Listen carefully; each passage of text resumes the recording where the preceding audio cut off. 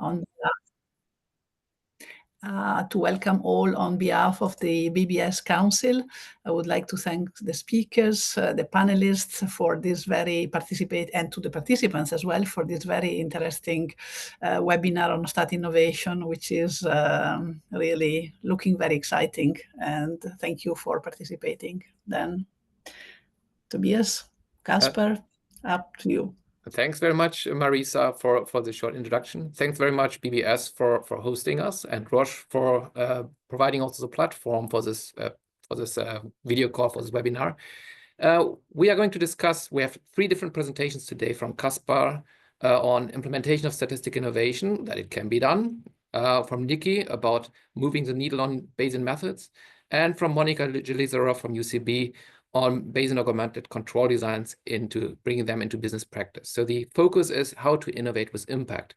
And I think a lot of us, we are trying to innovate a lot, but not always it's with all the success which we would like to have. And we would like to understand today how we can possibly be a bit more successful in bringing innovations to practice. So why this webinar? There is a working group in the FSPI, which is called the Statistical Methods Leaders Working Group, which has been brought to life by Kasper, Mona Akacha, and by Cornelia Kunz. And in this working group, where we have delegates from different pharmaceutical companies, from different methodological groups, we have quite some discussions about what we are innovating on. So what are these statistical research focuses which we have in pharmaceutical drug development? And we recognize there that we all have similar statistical research focus and that we are facing similar challenges in upscaling innovation. And we believe that in the small group where we have 12, 13, 14 people attending those meetings and discussing how we are facing innovation in the different methodological groups, we believe that we are not the only ones who are looking for those same research topics and who have these problems of upscaling innovation. So what we like to achieve is we would like to improve on getting innovation to implementation, while also learning a bit on those statistical research focused topics. And today we have the Bayesian topic, and we have, on the other hand, the topic of Kasper about how to get the innovation into implementation. And we have a whole range of panelists to provide us more in-depth insights on how they did it in their life and how they are doing it right now. So what we want to do today, we want to discuss how to innovate on a prominent topic using relevant examples which are shared by very good presenters and very experienced panelists. If this is interesting to you, then let us know after the session. We are going to send out a survey, and we could have many more things to share in the future. So based on the outcome of today's meeting, we are going to discuss how we are going to best share those kind of learnings going forward. I would now hand it over to Kasper. Just one brief note I would like for everyone, so that you can concentrate on Kasper giving the presentation. Please, everyone, switch off your videos so that we can enjoy Kasper as a presenter. So thanks very much. And Kasper, please take over the screen sharing. Thank you, Tobias, for the introduction. I trust you see my slides. Yes, we do. Okay, so thanks everyone for your interest. I'm more than happy to share a story. And what you see here is actually not the sun rising, it's the sun setting.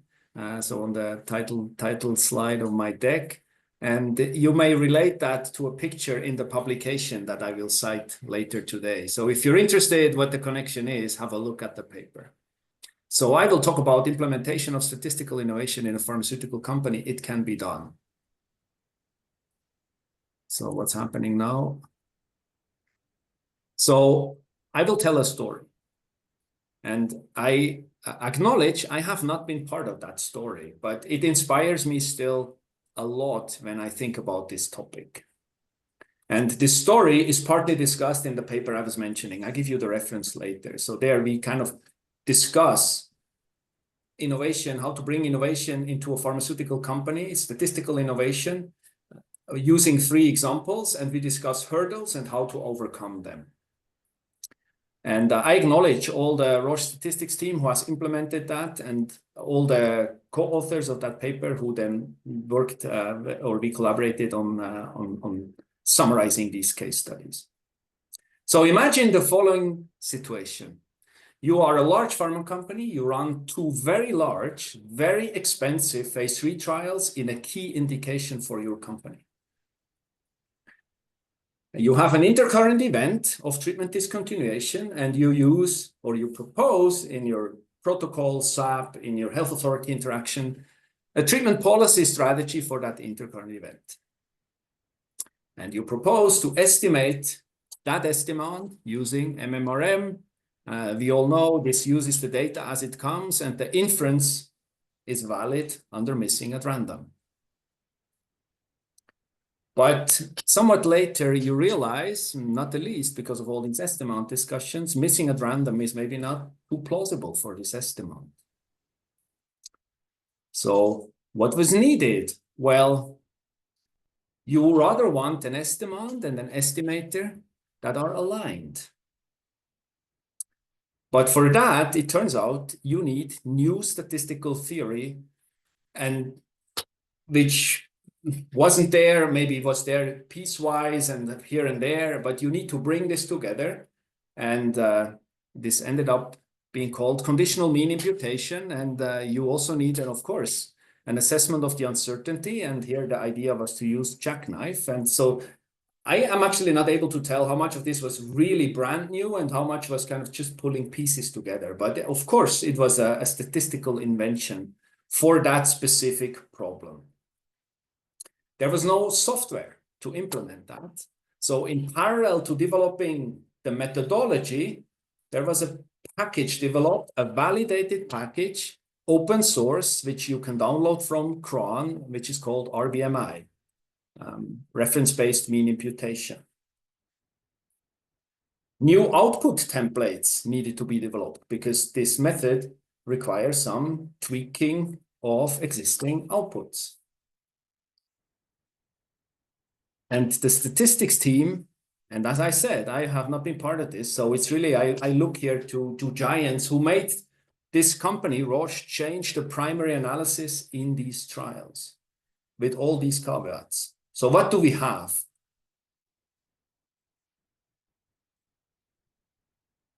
What happens now? So we have no statistical method. We have no validated implementation.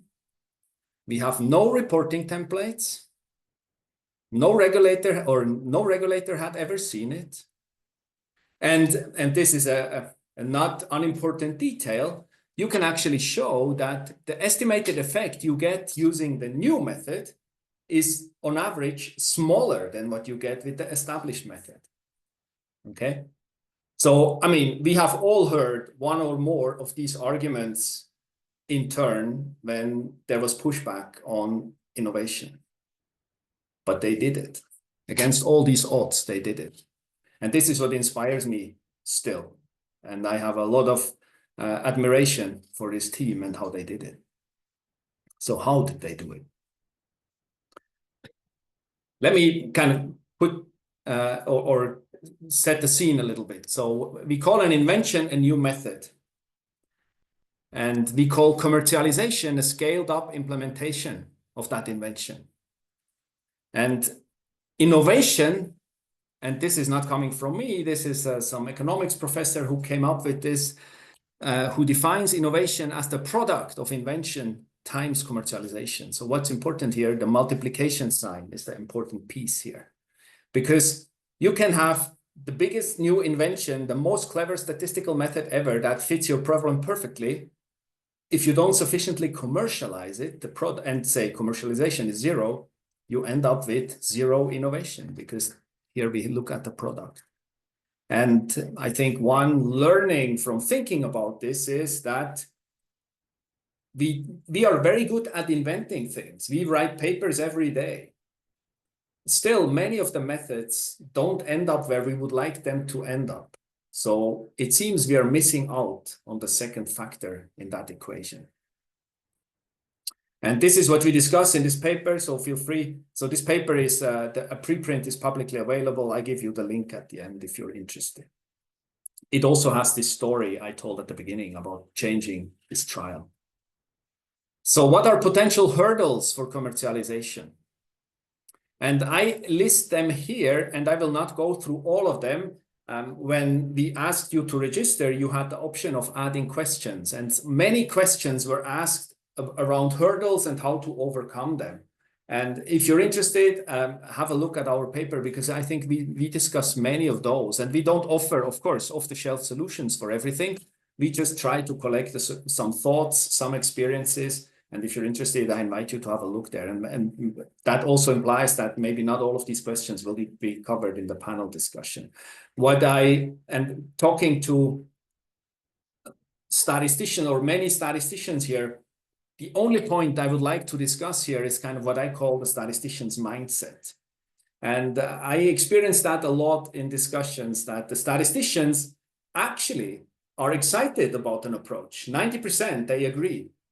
But then they have a discussion about the remaining 10. And I put this here kind of verbally. So basically saying, yes, but have you thought about the assumptions and this and that and blah, blah, blah, blah.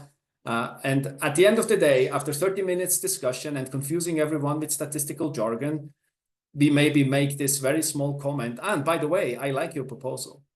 And maybe this is one thing we need to maybe get out of it a little bit. So I call this the statistician's mindset. And I myself try to watch out for it a lot, not kind of see the big picture and not focus on the statistical details and the statistical intricacy when talking to non-statisticians, because we might more confuse them than do something else.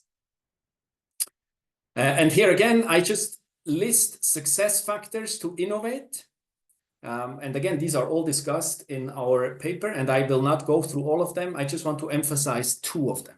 One is what we meanwhile call statistical engineering, and that in the story I told had played a key role. That at the time when you submit the paper with a new method, a validated package was available on GitHub already. And this was facilitated to a large investment in a statistical engineering group in a pharma company. Statistical engineering being at the kind of boundary between statistical methodology, software engineering, and statistical programming. And this has evolved into a specialized capacity where, in this case, Roche had invested very early on. And I think not only in this example, this really paid off. The other thing I would like to emphasize is collaboration. And not just collaboration within the company, that's also very important, but also external collaboration across companies, with regulators, with academics, because that gives you kind of credibility, that enables you to, and this was also a key part here. So this new method was developed in collaboration with a UK university. So it was not just inside the company that this was developed.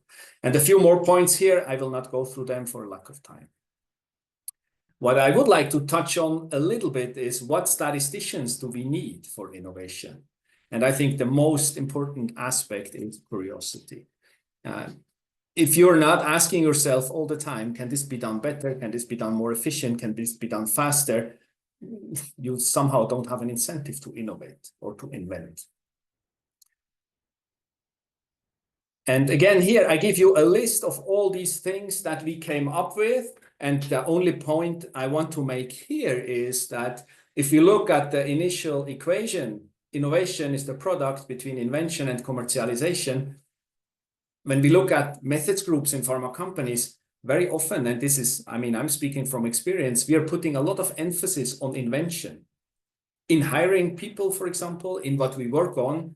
And I invite consideration that we shift a little bit of attention to commercialization. And I think the statisticians who are very good at both maybe are unicorns, and they are not very prevalent. But as a group, make sure you hire for both. People who can invent and who want to invent, and people who can commercialize and can commercialize. And this is not, of course, these are not disjoint properties. I think you need some at least level in both, but maybe at some point we need to emphasize the commercialization piece a bit more.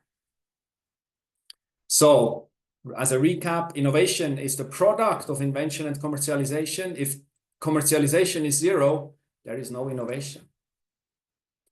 I listed a few hurdles and how these can be overcome. I think it is very important for statisticians to remain curious and to challenge yourself every day. How can we do things better? And then there are a few other things I mentioned, and it can be done. And I mean, whenever I have doubts or think, oh, this is difficult, or I get all this pushback, I remember this story about this team who made a pharma company change the primary analysis of 2 phase 3 trials with virtually no precedence for all the aspects that are important.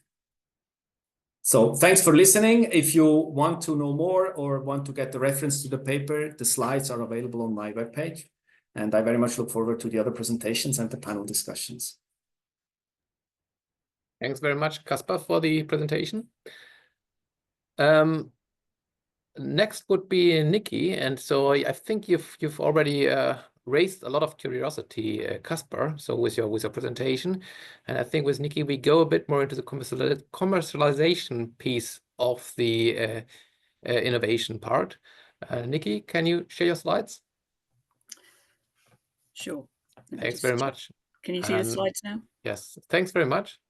And the floor is yours. Great. Thanks very much, Tobias, and thanks, Caspar, for a great introduction. And I think, you know, many of the points you made resonate with my experience as well. So I will probably be picking up and reinforcing on several of those points. So I'm going to talk a little bit about the work that I've been involved in at GSK around moving the needle on Bayesian methods within the pharma industry.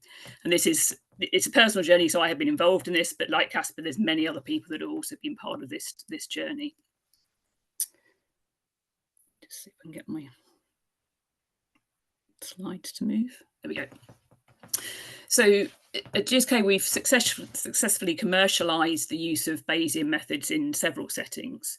And in particular, we have something well over 30 projects now that have been using Bayesian dynamic borrowing methods to formally reuse external data in clinical trials, both in early phase and in regulatory settings.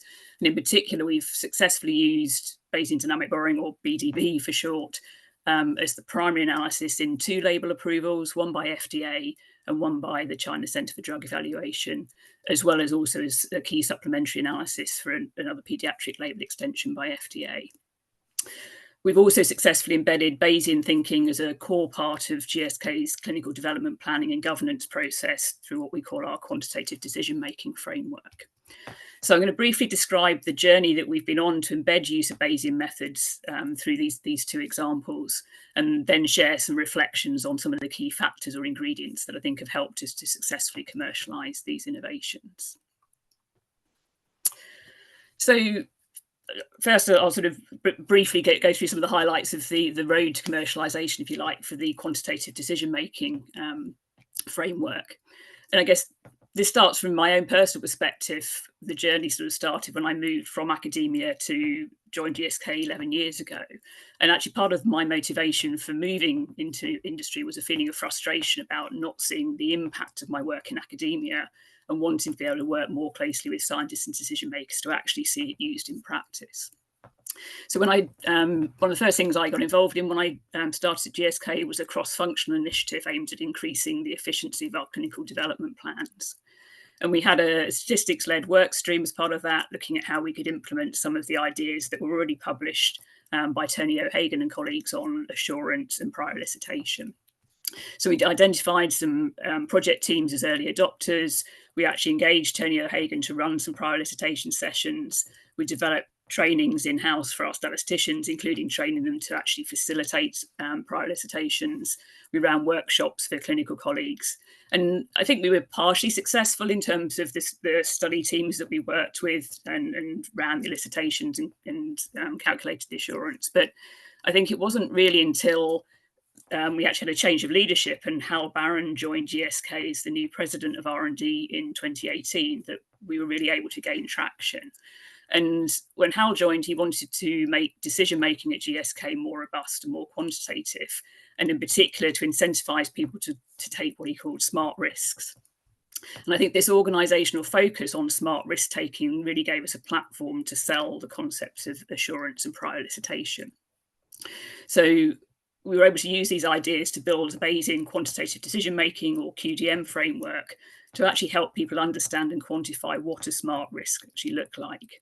And actually a key to unlocking the impact of this was the realization that we actually needed to extend the original assurance concept to something that we call conditional assurance. And I'll come back to that later.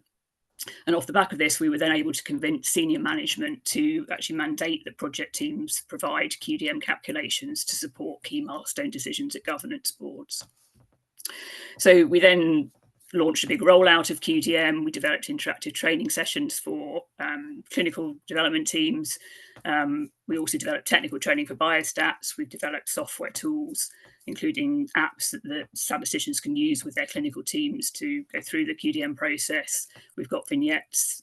We also have a series called Fundamental Statistics at GSK, which is for non-statistical colleagues. And so we have all of these concepts as part of that program. And so, sort of long story short, QDM is now embedded as business as usual as part of the decision-making process at GSK. So the second example around Bayesian dynamic borrowing. So sort of similarly to QDM, the sort of journey started by exploring existing ideas in the literature, in this case, the paper published by Heinz Schmidli and colleagues on robust mixture priors and opportunities to implement that. And we had one or two early adopter teams again that we were working with dynamic borrowing. But again, I think a key milestone was when we actually received an information request from the FDA during their review of GSK's application for a paediatric label extension for our lupus treatment, belimumab. And the FDA actually asked us to conduct a Bayesian analysis of the paediatric study in order to borrow information from the previous adult studies to provide more reliable efficacy estimates for the paediatric treatment effect. And actually, this information request was received about 5 days before Christmas in 2018, with a very short turnaround time. And I'd say the project team was somewhat dismayed by the request. On the other hand, I was absolutely delighted because it was an opportunity for us to actually really showcase in a regulatory setting the use of Bayesian methods.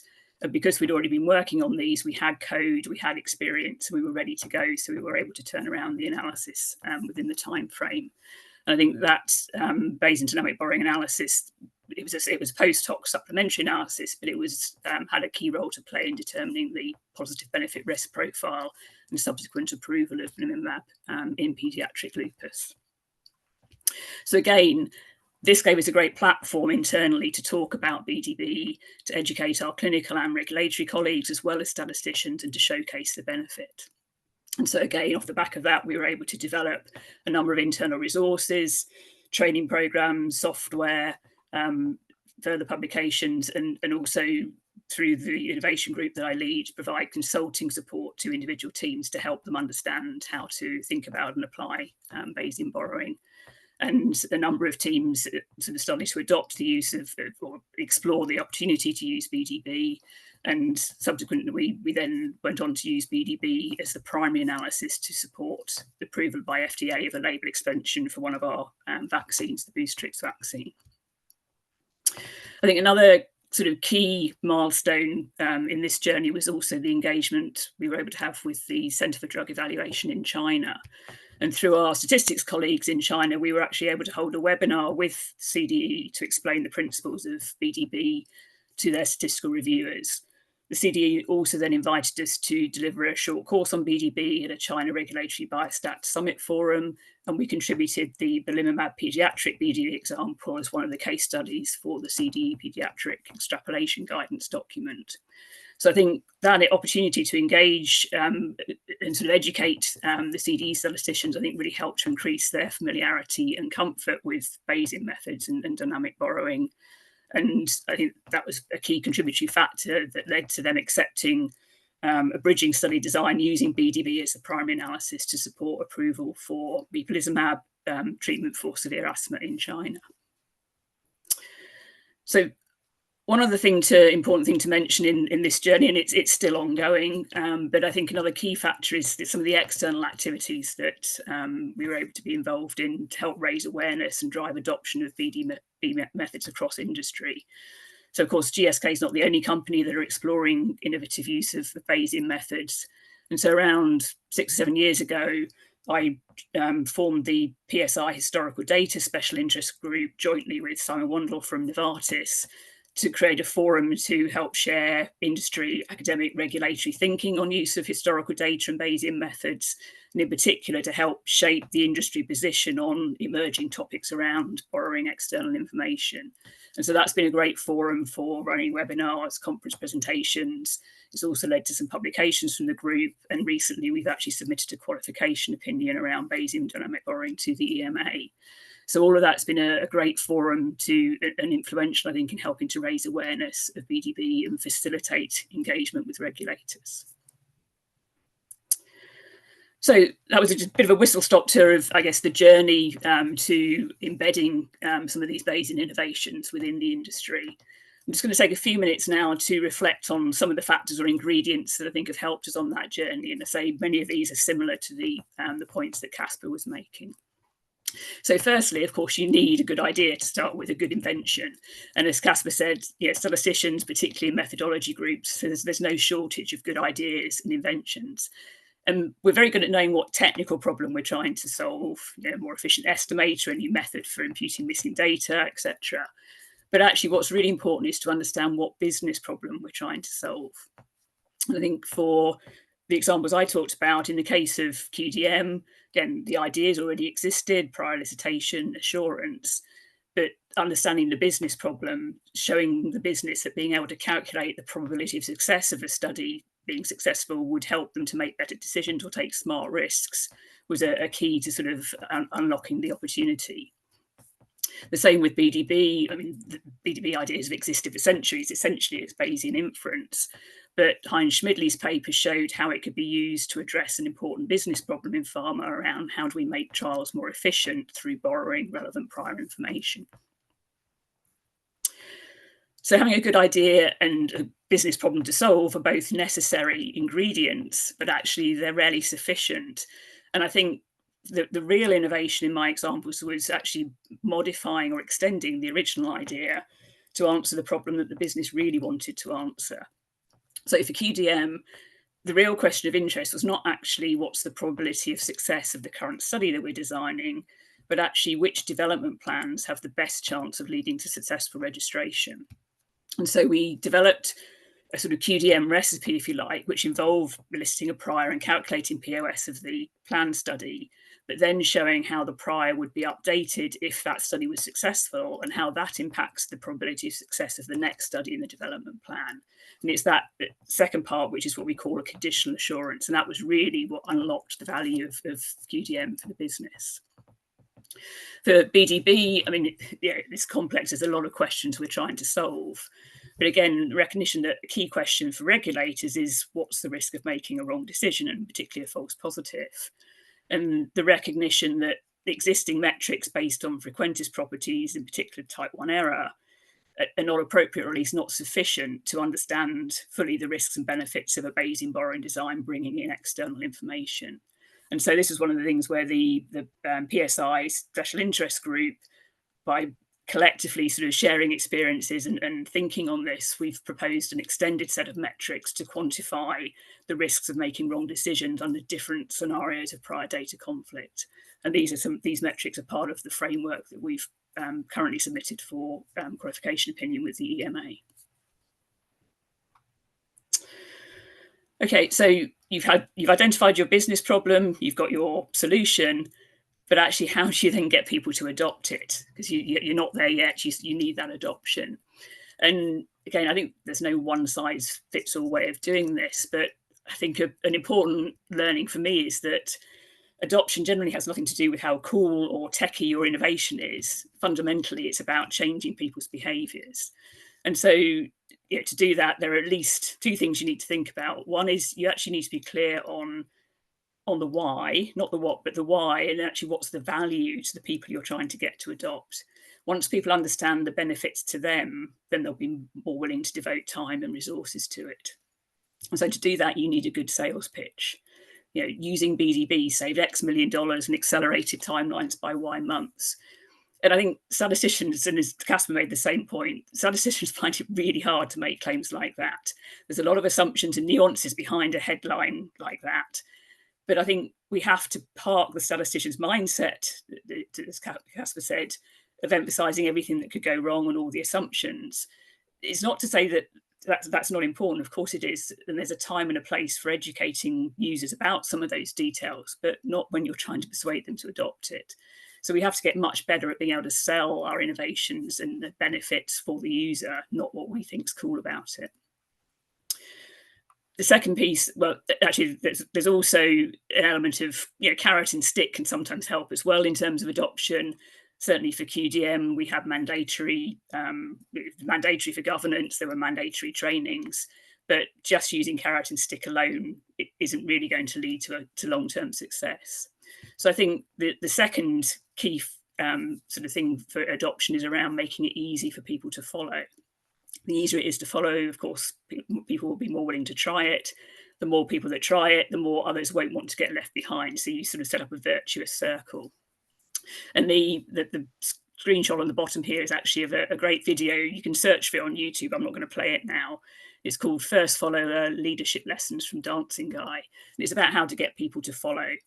But I think that's really important, making it easy for people to follow. And so this is where developing appropriate training, software tools, having subject matter experts that can help champion the innovation and embed it in the business, providing trainings both for technical and for non-technical audiences. For the BDB, we actually partnered with our regulatory colleagues to pull together learnings from regulatory interactions, both positive and negative, provide guidance on the sort of way to engage with regulators around BDB. So all of these things can help make it easier for people to adopt. Final ingredient for success, well, at least sort of in terms of things I wanted to pull out, I think even once you've succeeded in getting people to adopt your innovation, that the commercialization journey still doesn't end at that point. I think the real success comes when you do actually embed the innovation and it just becomes business as usual and it's no longer really viewed as an innovation. And I think key to that is the business doesn't stand still and therefore your innovation doesn't stand still either. So you need to listen to the user feedback and you need to look at how to continuously improve and refine the innovation. And I think, again, QDM is a good example here where we actually ended up developing several new tools and processes to address specific situations. For example, we developed what we call benchmark QDM and then something called QDM Lite, which were both simplified versions of the full QDM process, which allowed creation of a simple prior distribution without the full elicitation process. And that would enable, when things needed to be done in a tight time frame, such as business development, or when a prior already existed, but there were some changes, such as a change in the population. So you wanted to modify that rather than starting from scratch. We also developed apps for certain different settings, including adapting the process to some of our CMC manufacturing processes. And we have a team of QDM champions within the clinical stats groups that provide input to the innovation team in my group that are maintaining some of the tools and software in terms of new features that they want added over time. Okay, so just before I finish, finally, I just wanted to make some reflections specifically around innovation in a regulated environment. And I think, in all honesty, it can sometimes feel like pushing a boulder uphill. But it's really important to recognise that there's a strategic tension, obviously, for regulators around their role to protect the public through regulation, while still ensuring regulations don't discourage innovation and growth. And I think there's no substitute for collaboration and communication and flexibility to really articulate the benefits of the innovation, but to listen to potential concerns and challenges and create that pull from regulators. And I think also, while some of the barriers, particularly in the Bayesian case, some of the barriers for gaining acceptance are technical, but there's also, I think, barriers, social and practical barriers stemming from lack of familiarity, lack of comfort and insufficient Bayesian education more generally across the industry. And I think our experience with the China CDE statisticians is a good example of where we were able to engage and educate and share and understand some of the challenges and hurdles. And I think that led to a good outcome there. Then the cross-industry working groups are also really critical to help understand the different perspectives, thinking from industry, from regulators, from academics, and in particular to shape industry positions on emerging topics so that we can have a consistent voice to advocate for particular innovations. So final thought, I guess just to sum up, I think commercializing an innovation is a team science. As Casper said, the range of activities that are required to implement innovation successfully is very broad, and the statistics discipline needs to include an equally wide range of skills to be successful. So you need the technical methodological expertise, but you need the domain expertise, good drug development knowledge, you need production programming, software development, you need consultancy and problem-solving skills to really understand what the business needs. And you need people that can train and advocate, who can communicate both to technical and non-technical audiences.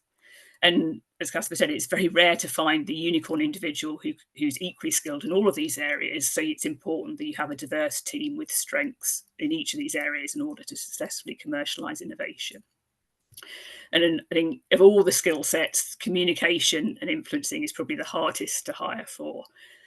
So I think one of my learnings is that actually getting support from specialist communications experts, change management experts within your company is really helpful. We've had some great support from our communications team at GSK, change management teams to really help us embed innovation. So absolutely to bring in that expertise, but it doesn't absolve statisticians from the need to communicate. And I think we all need to learn how to step out of our comfort zone and get better at storytelling and selling the benefits of our innovation in order to successfully commercialize them.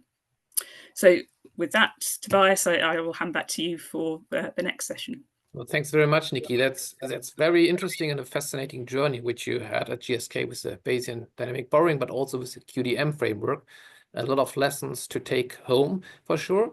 But unfortunately, now not the time yet to discuss all of those approaches which you took, but hopefully we will get later a bit more time for this. But I would like to directly move on now to Monica, who was going to discuss and present the journey of UCB in going to Bayesian dynamic borrowing. Monica, can you bring up the slides? Absolutely. Yes, great, thanks. Well, am I starting with the last slide here?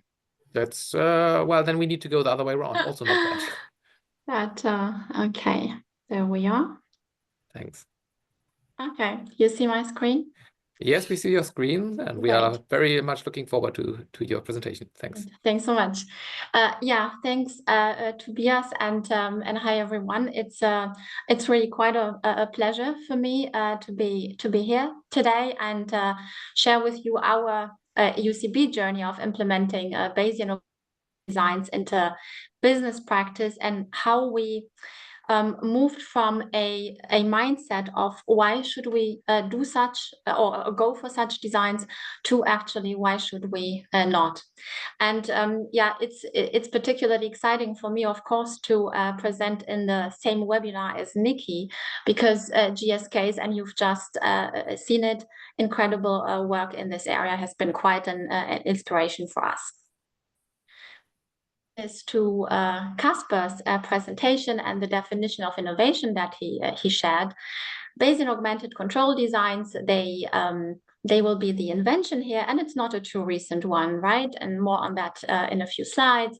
And essentially what's happening here is we use synthesized historical control information to either reduce or literally, as the term suggests, augment our control group in our own future study. And we've been doing so using Bayesian dynamic borrowing techniques. And now moving to the right-hand side of this formula, since roughly 2 years, we've been in innovation stage with this, in the sense that these designs have become part of the standard study design mindset at UCB, and they've been fully embraced in early development. So we have by now examples of finished, ongoing, and currently planned studies, proof of concept studies, but also ongoing work beyond early development.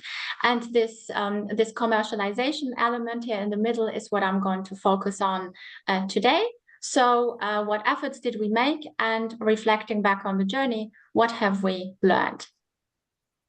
Now, in the first step, of course, and Nikki mentioned that a few times. So we need to somehow position the invention, right? So that's the why, and we positioned Bayesian augmented control designs as one of many contributions to a greater mission, rather than looking at them in isolation. And when we now look at this very high-level, simplistic schematic of clinical trial phases and decisions involved before a new medicine becomes available to patients, then a substantial part of these decisions are ours, right? And what is ours is our opportunity to influence. And so our greater mission now was to enable teams to make these go, no-go decisions with confidence and with efficiency, be it at study, program, and possibly also at portfolio level. And now Bayesian augmented control designs, they contribute to this mission by reducing patience to decision, time to decision, and cost to decision. So these were our main metrics. And in line with this greater mission, we introduced a slogan or a motto for it, and that was think twice, design once. But in practice, of course, it can become quite time-consuming for statisticians on projects to think twice and design once, right? To put this really into action. And so, well, in order to reduce these barriers, we did what every company does. We developed an R-Shiny tool. And ours is called Smart Study Design Tool, and it combines functionalities from the well-established and very well-documented R-Best package, the Shelf package, and some in-house developments. And here at the top, you see our navigation bar with our 4 major functionalities. First, we have a meta-analytic predictive, or MAP, prior tab, which is for synthesizing historical data into a prior distribution. We can then feed that map prior that we've generated into the design operating characteristics functionality, which uses Bayesian decision criteria, and also allows us to evaluate scenarios under prior data conflict. And in case we have some prior knowledge available on the treatment effect, we can leverage this information and look at the probability of success or assurance, either of one or a whole series of future studies, in which case the conditional probability of success that Nikki also mentioned as an important element in the pitch sales, that then becomes relevant as well, and the tool provides it too.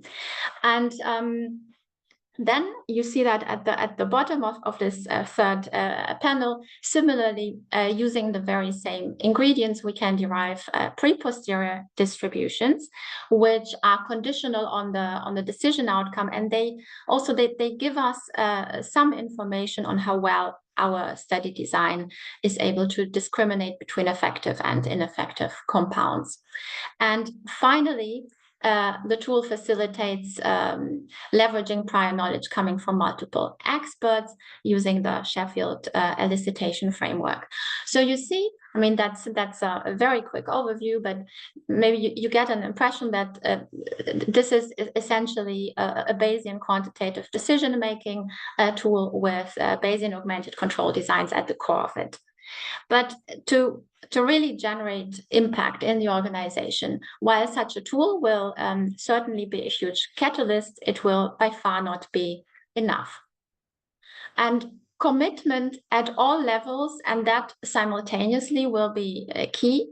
That's to quality, that's to, in particular, to statisticians on the projects, and to building a strong support structure for and together with them.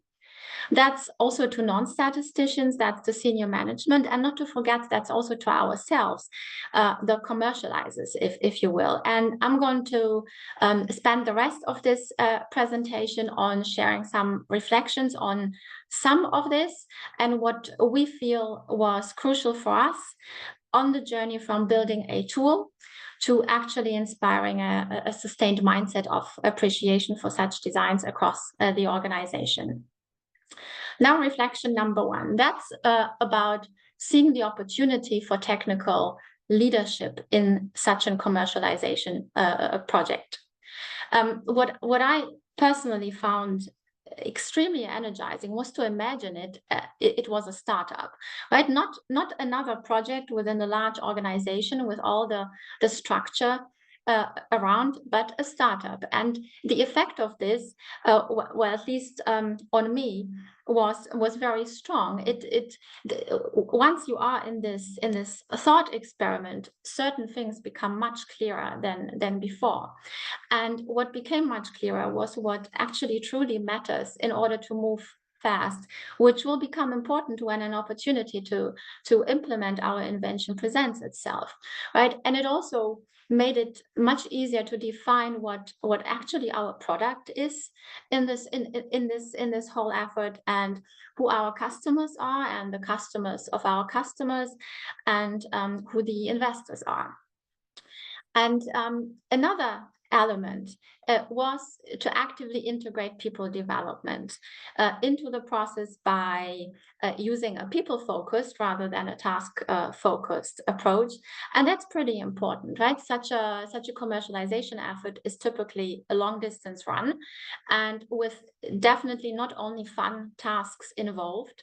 And so we need to ensure that we keep motivation high. And as a last point here, while there will certainly be many operational elements in such an effort, I believe that those who are able to see and the space and the need for methodological competence and creativity in this will also be the ones who are more likely to actually move the needle. Yeah, for example, where I've seen this, in order to explain something in 10 different ways to 10 different stakeholders, it really helps to have understood the maths. Yeah, so you can then pull out exactly the elements that are needed to convince a specific stakeholder. Otherwise, we might end up advertising solutions we cannot even offer, and attracting the wrong stakeholders, and eventually missing out on true opportunities to make a difference. And it also goes far beyond that. So please keep in mind that it's not only at invention stage where methodological competence is needed and can be lived, and use it to shape your own role. Yeah, just there are so many opportunities, and you have to go for them. Reflection number 2. This is about acting like a partner to non-statisticians. Yeah, so whenever there's a resistance in a team, let's say, is that really because they don't want to innovate? Or is it perhaps just because they don't understand this design type and the associated risks? And I think it's part of our job really as statisticians to ensure that when someone is resistant, they are resistant for the right reason. So in this context, for example, low quality historical data would be an excellent reason to be resistant, but a lack of understanding of the design is not. And so we started really to have deep dives into prior data conflict topics very early in the process, and how dynamic borrowing actually works, what can go wrong and what can go right. And this has really completely changed the dynamics of discussions. And the historical data SIG that Nikki mentioned, they have created quite excellent material in this context, including the sweet spot plot on the right-hand side on this slide here. And that one gives us information on the range of scenarios under prior data conflict where there's a gain in the probability of a correct go decision with no increase in the probability of an incorrect go decision. And that has turned out to be pretty powerful for communication of risks, and showing us both the sweet but also the sour spots. And related to that, you will be very familiar with that. I'm sure there's this narrative, right? Never ever dare to show any details to non-statisticians, otherwise they will run away. And I believe really it's time to let go of it. So our experience certainly is that they do appreciate details. They even need them to support us statisticians in doing our job well. And lots of effort will be needed to get there, but at the same time, it's quite rewarding to observe how engaged people can become once certain concepts have been demystified.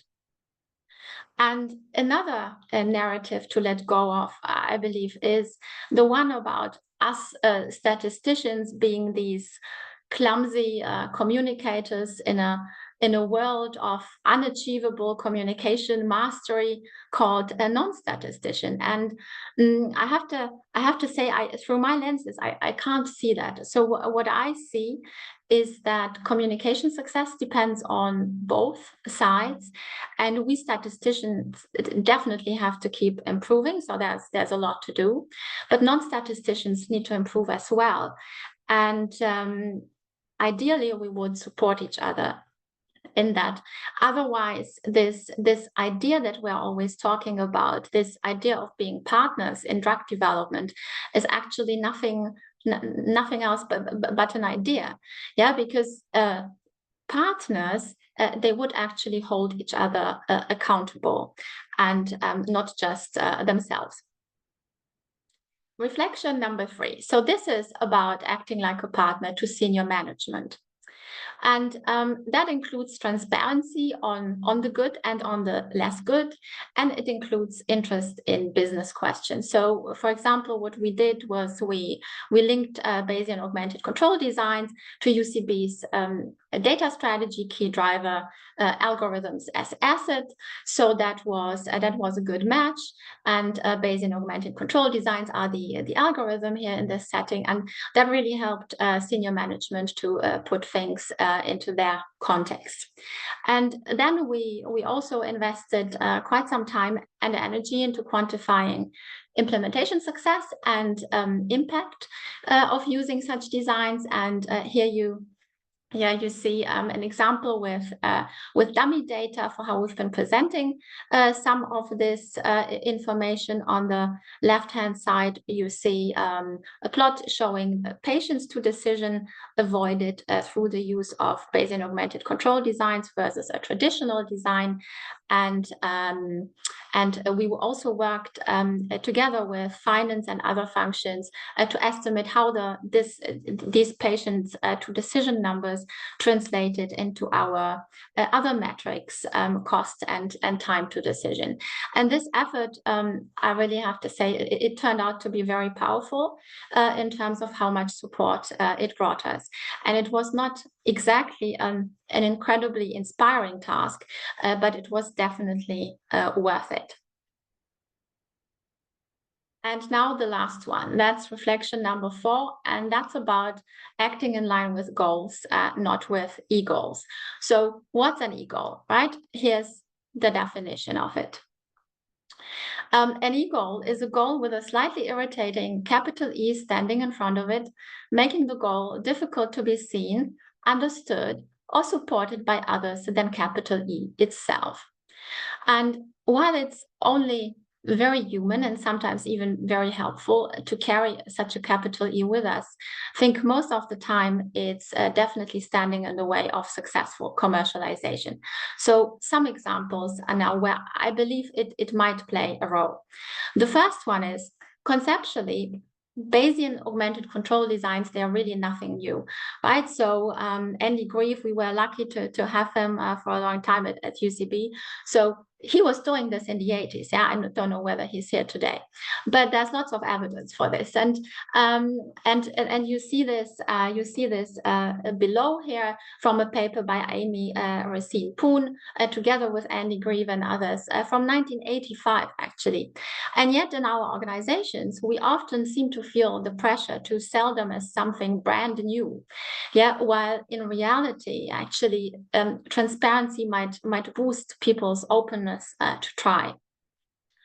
Another example is the fear of presenting on the same topic too many times, right? Repetition can come with a negative connotation, but it's totally okay and actually usually quite needed. So it doesn't say that you can only do this one thing that you keep repeating. It only says that this one thing that you keep repeating just needs to be repeated in order to sink in the organization. And the third example is the tendency to focus a lot on confirmatory phases here, which is, as we know, very, very challenging, and neglect less visible but way more accessible opportunities like proof of concept studies. But exactly those, they can actually help us to accumulate and generate knowledge, experience, trust, and also efficiency gains, and ultimately increase our organization's innovation readiness as a whole. And the last example is the fear of overselling. So nobody wants to be the one who oversells, right? That doesn't promise to be a pleasant feeling, but oftentimes it actually leads to systematic underselling. And of these 4 examples that I'm giving here, I have to say that this one was certainly my personal ego challenge, but I've managed to overcome it, or I think I've managed to overcome it, when I realized that systematic underselling is not the more responsible thing to do from a patient perspective, right? And we need to experiment with our communication to find what that most responsible level is. And in the spirit of experimentation, I would like to close and say, well, it's your turn now. So please do experiment in your organizations. And already now I look forward to future webinars where you will hopefully share your stories like we do today.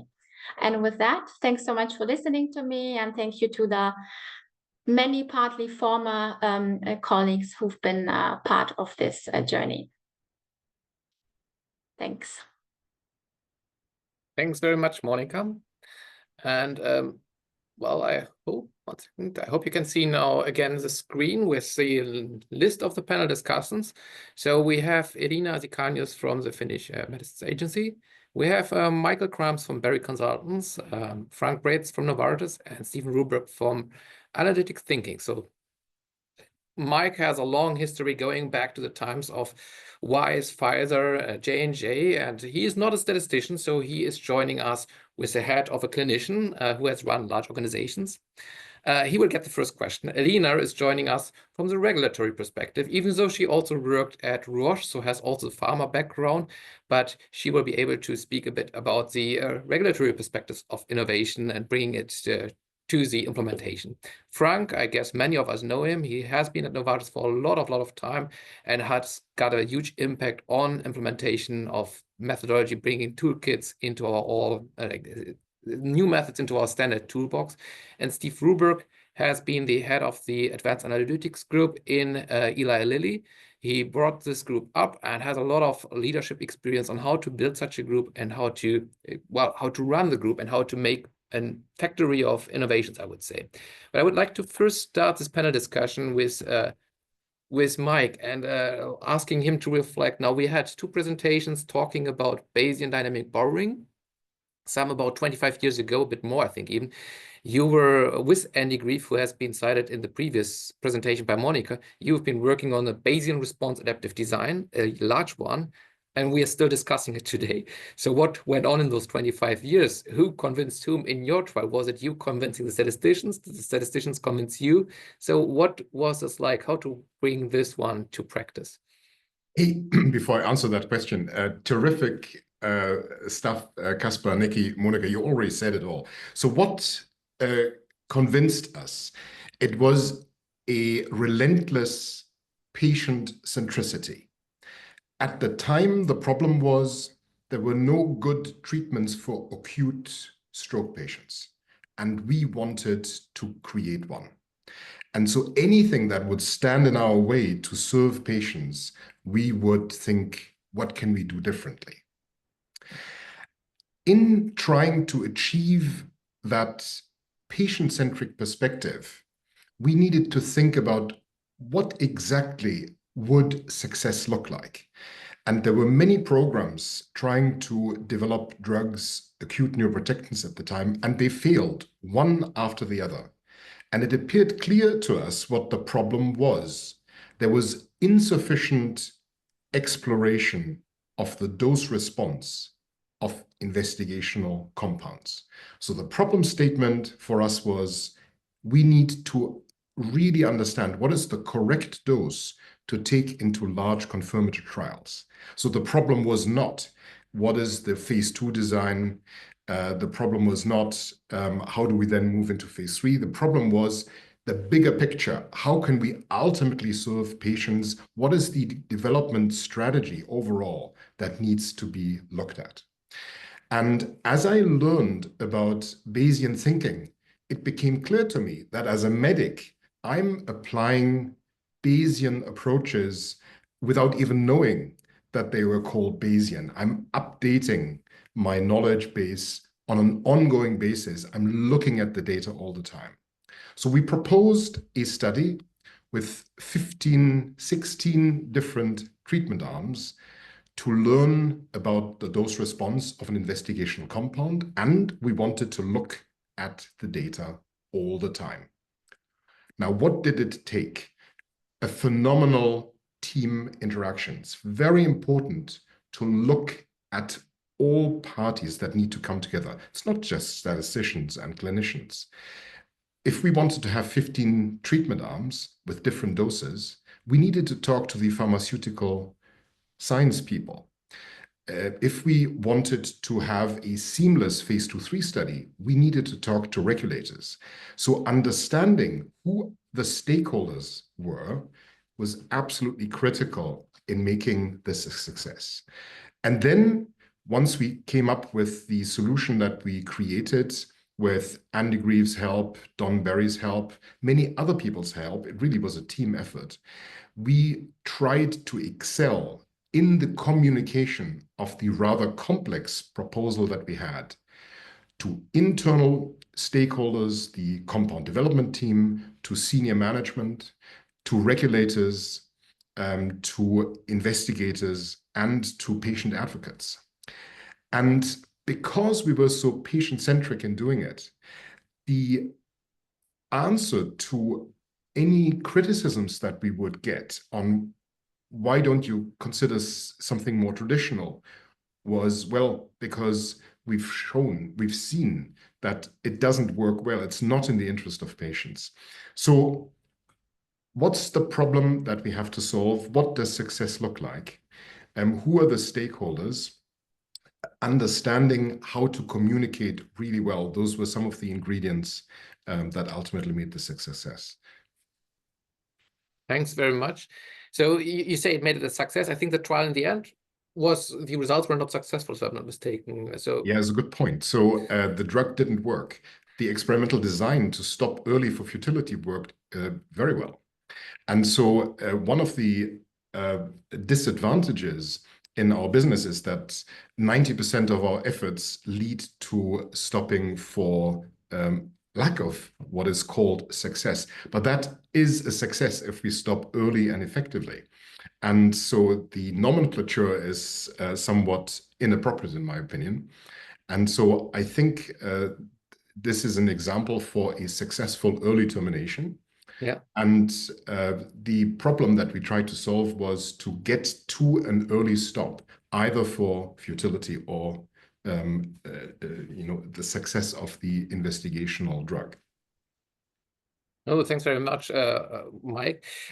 There was one statement in your description, which I guess Elina will likely want to comment on. I think you said looking at the data all the time. So something, I guess, what some people will be concerned about when it comes to validity and integrity. So Elina, maybe asking you, so how would you think right now, or how would people right now think about the Bayesian response adaptive phase 2 trial? Is this, well, the door was opened. How would we perceive it now? Those questions which we all the time get. Has it been done before? Is there regulatory guidance? That's the questions which clinicians ask us frequently when we want to propose something new. But what is needed from the regulatory perspective to get your buy-in on those designs? We cannot hear you, Elina.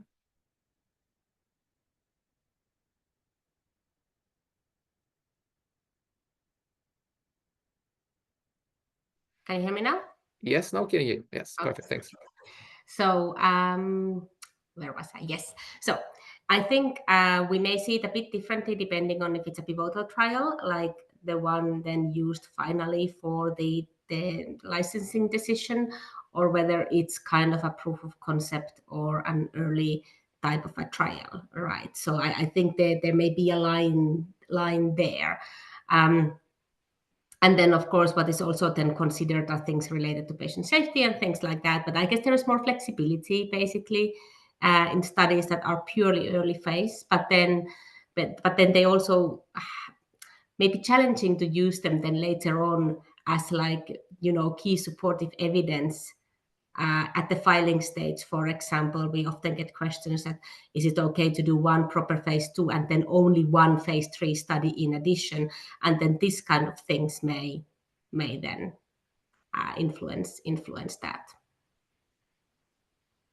Okay, So, and so to be direct to your question, if you look at the pivotal trial all the time when it's ongoing and make adaptations to the trial with that information, that's usually not well seen if it's the same study team doing that. And often those decisions are such that it's difficult to fully outsource them to an IDMC. Yeah, but you saw just a moment ago, I think from Nikki, for example, the easy points about, well, the pediatric design for belimumab, I think it was. You have the Bayesian dynamic borrowing, for example, coming up. So what do we not do right in getting regulatory buy-in to get Bayesian designs being implemented more frequently in pivotal phase of drug development? So how can we convince you? Who needs to make the first step? How can we work together? So what are your thoughts on this, Elina? Well, first of all, something that I've been kind of confused lately when this topic comes up all the time is this one where we talk about Bayesian designs and then we talk about Bayesian dynamic borrowing.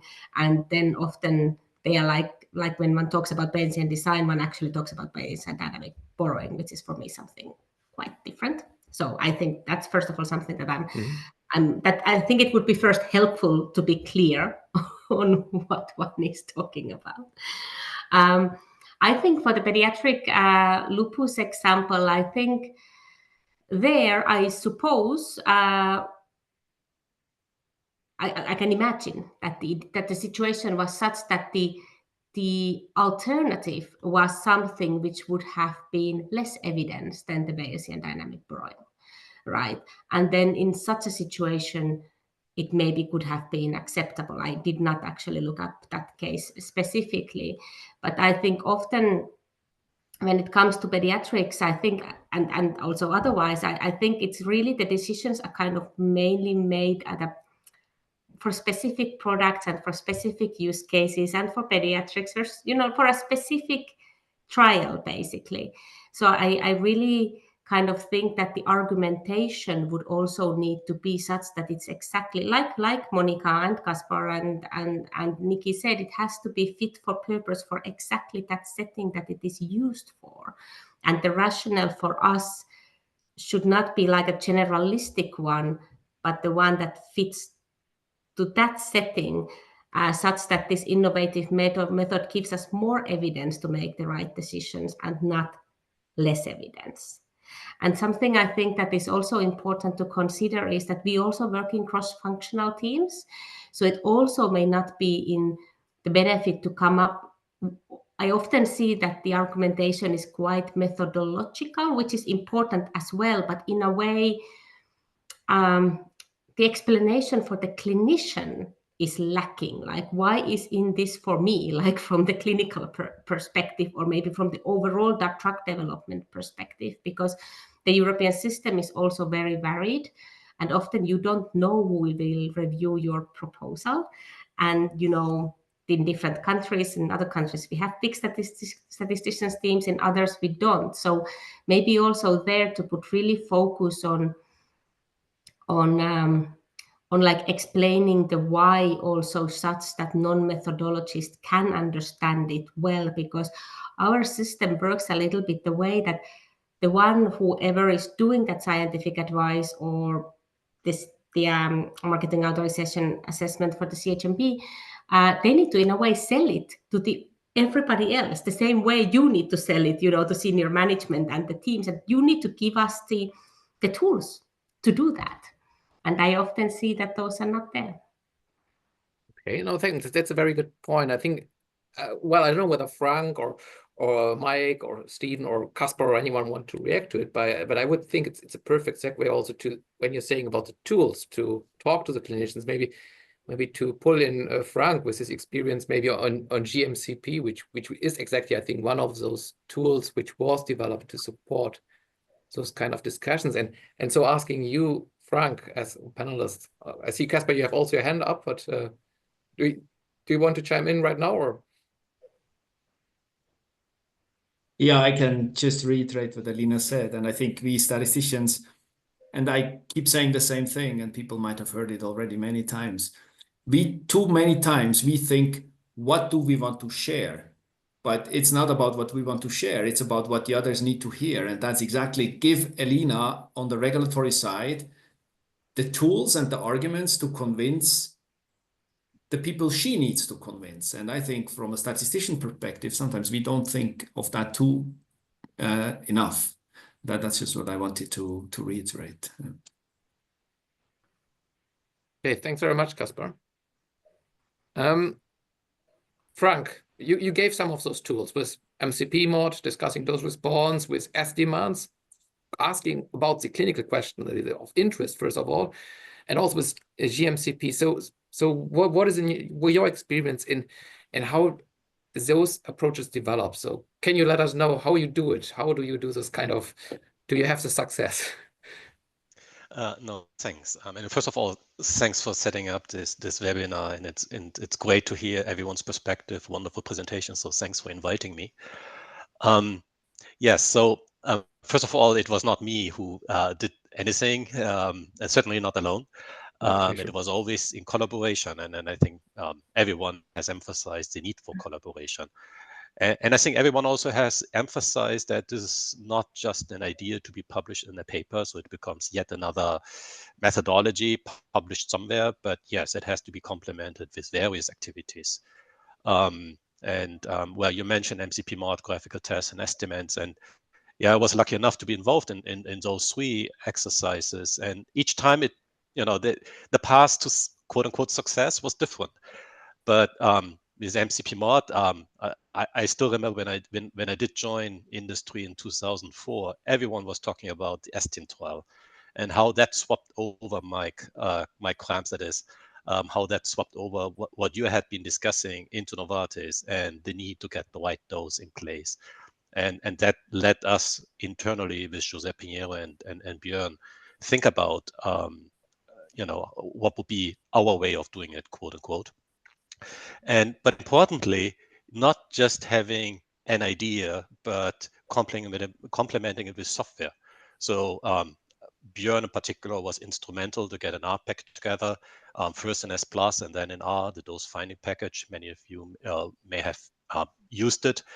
But then also later on, we worked with AppClient and Aptiv Solutions in getting GUIs together. So we needed a graphical user interface, something back then there was no R Shiny available. So we worked, and Tobias, you was heavily involved, and Andy Guif as well. Andy is everywhere. Yeah, so we worked on getting a graphical user interface into place, and that helped tremendously in spreading the word, so to speak, internally. And it's only a few years ago that we actually swapped from AppClient/Aptiv Solutions into an R Shiny app, which we have by now, we have developed it. Likewise with the GMCP, again, this was in internal discussion with Willy Maurer.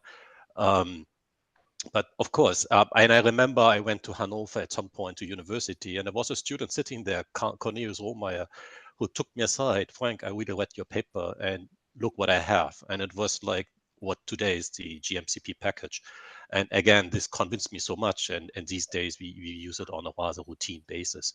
So yeah, having the tools together with the education, trainings, talking to clinicians, internal, external collaborations, I think it all goes together in order to succeed.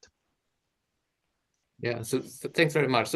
So understanding it's sort of, in your case, it was like a generic process, which sort of it developed on the way. It was not that you planned, I want to have MCP mod next year, the qualification opinion, but it was really it built up from the idea coming from Aston, and then it grew further. Maybe slight change of not topic, but approach. Steve, are you there? Yes, great. Yes, yes. So we had this phrase of Monica earlier: think twice, design once. Yes, I love it. You designed your advanced analytics organization at Lilly some many years ago already. Yes. So how to build such a successful statistical innovation organization? So what is your recommendation? How did you do it? Yeah, so first of all, let me just say thanks to the organizers. And I love these presentations. They were simply outstanding. Great examples and stories. But I'm going to talk about what is a methods group? What do they do? What is the goal of your methods group or your innovation group, whatever you call that central group, right? And I always like to start with, what do you want to be?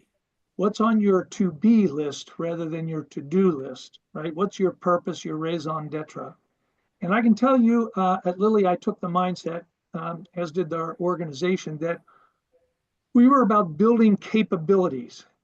Inherently, it included invention, but a steadfast focus on implementation versus solve a problem, give some recommendations, assist a team with some design and analysis, help them get through a phase 3 or a submission or whatever.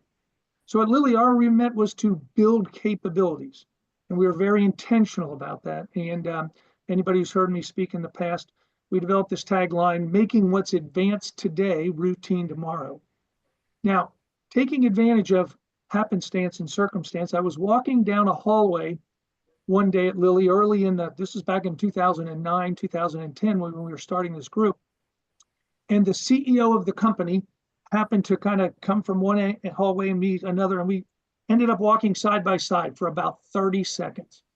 And, good morning, John. How you doing? Doing well, Steve. What are you up to these days? I said, John, my group's making what's advanced today routine tomorrow. He stopped in his tracks and said, I like that. Keep doing that. And then he went his way and I went my way. But it made an impression. It established a connection to him that lasted for my entire time at Lilly, where he would come and visit our group because he was always curious about our team and our group and our motivation for making what's advanced today routine tomorrow.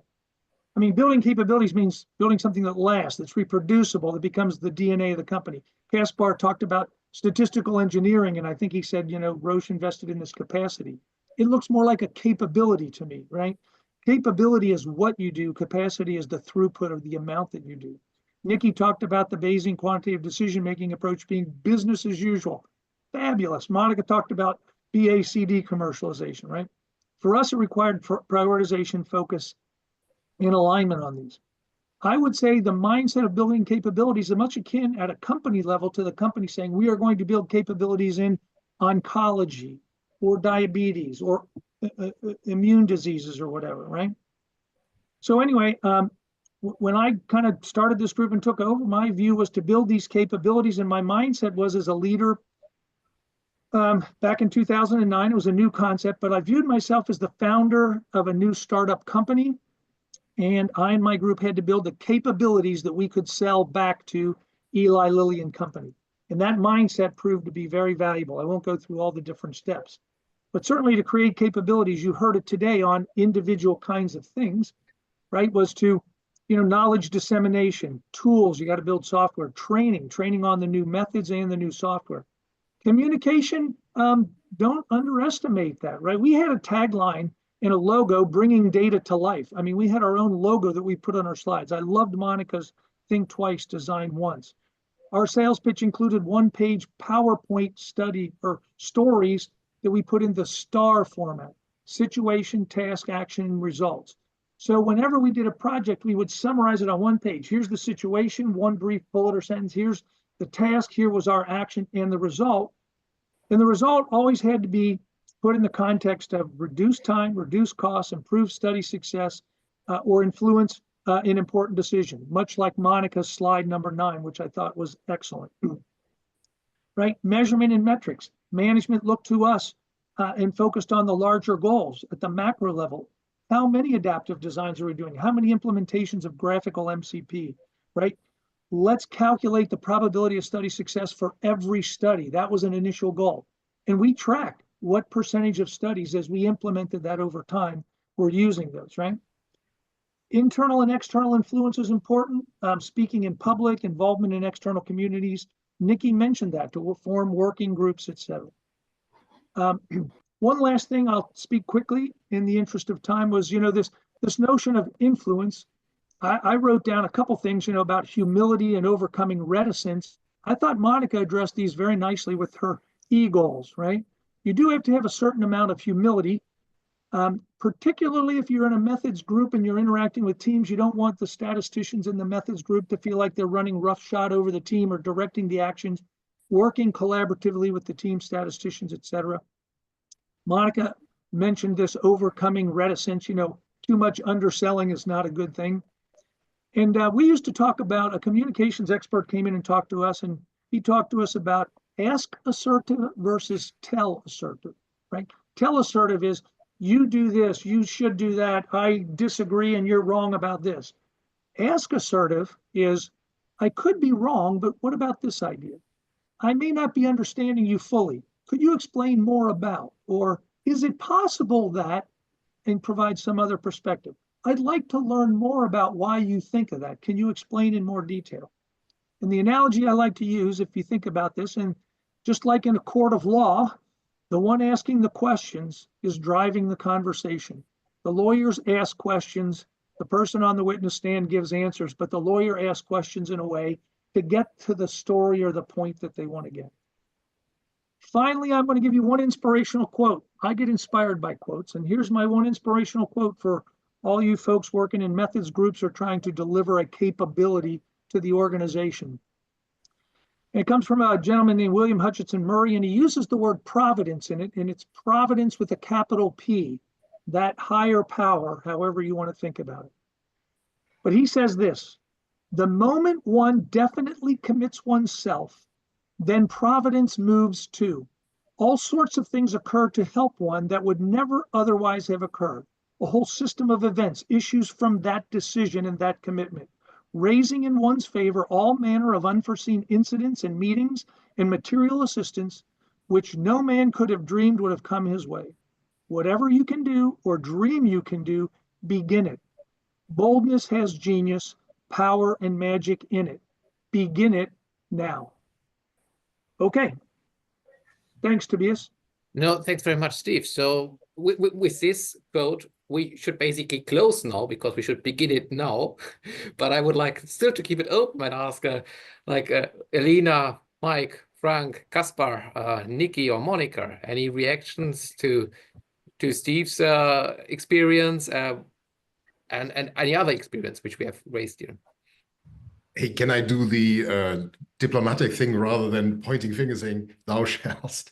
How important is the influence of senior and top management? Nikki, you pointed out that at a certain time you got hell and things were different before and then they were the way they were. And so how important is it who is up on top and understanding the quantitative framework? I mean, my own experience is that it's definitely one of the key factors. I mean, it certainly helps, but I think it's more than that, because there's things we can do to help. It's really about convincing senior stakeholders, senior management, that what you're bringing to the table is aligned with their strategic goals, and then they'll be much more open to listening and standing by and endorsing. But I think if you don't have that senior management buy-in, it's a much harder journey, and I think you may succeed, but I think it's unlikely to be sustained. But I think for both my examples, we'd already been working on relevant innovation, and it was finding the sweet spot of the opportunity. And so I think it's always being a bit patient and taking your opportunities and not just trying to push everything, but when the opportunity comes along, being ready to respond. And I think that was really what helped us there. No, thanks very much, Nikki. Elina, what about the senior management at FIMEA or EMA? Well, that's exactly what I wanted to comment on, that's pretty much non-existent. And I think that's also something that is important to understand, that nobody is coming to tell you that from now on you will need to start accepting Bayesian borrowing. Like this, this is not how the system works. We, of course, care about what is in our guidelines, what is in ICH guidelines, things like that. We a lot care about precedents, what we have said before, and we have these guiding principles of consistency and treating everybody equally.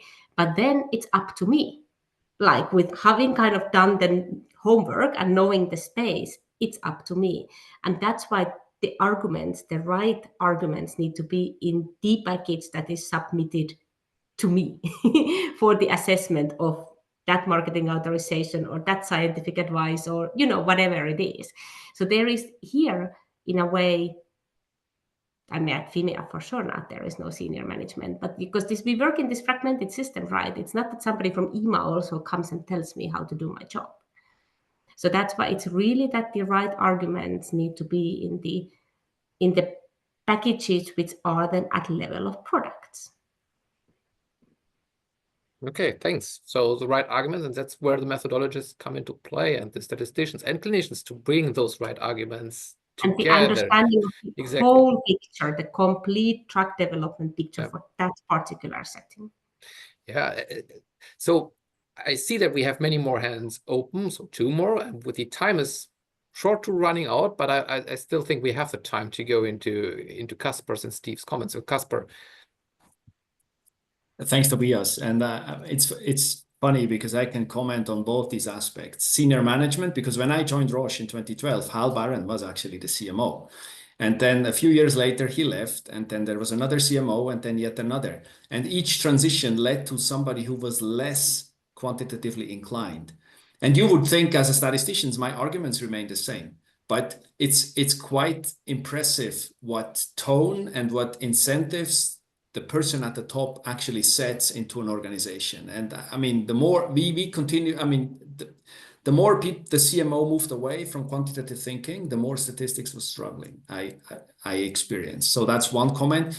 And the other comment, which is a bit opposed to that, I very much concur with Elina. I gave a talk lately in my organization where I basically said, I don't care what my boss of my boss says, and kind of shaking up people to tell them, even if the top says something you should do, as long as you have arguments, maybe that person just gave you food for thought.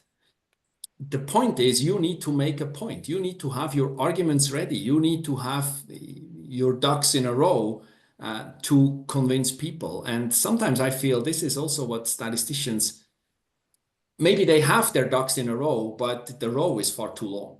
So you need to have a short row of ducks. And I think that also relates to some of the points that have been made earlier. Thanks, Kasper.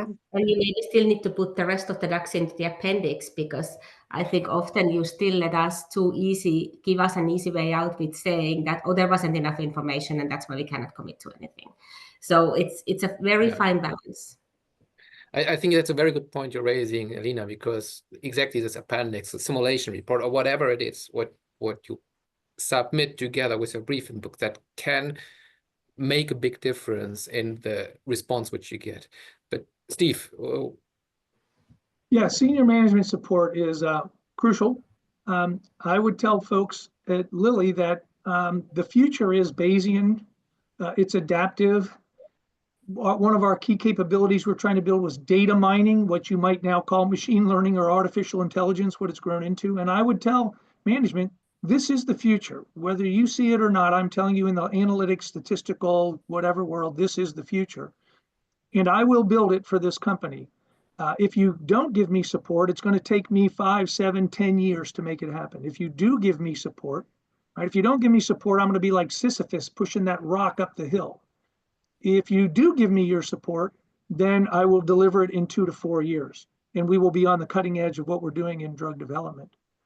And we did get that senior management support. That chance interaction with the CEO led him to coming to visit our group and see what we were doing. And he went off, he wrote blogs every other week, and he wrote a blog about advanced analytics and the great things we were doing.